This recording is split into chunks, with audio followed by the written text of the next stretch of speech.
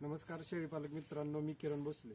मित्रांनो, प्रत्येक शेळीपालनाच्या गोट्यावरती शेळीपालकाला शेळीचा माज ओळखणं फार अवघड जातंय. तर मित्रांनो, नेमकं शेळी हिटवर माजावर आल्यानंतर कोणती लक्षणं दिसतात ते आपण व्यवस्थित ऑब्झर्वेशन करणं गरजेचं आहे. तर मित्रांनो, शेळी हिटवर आल्यानंतर शेळी अस्वस्थ व बैचन दिसते.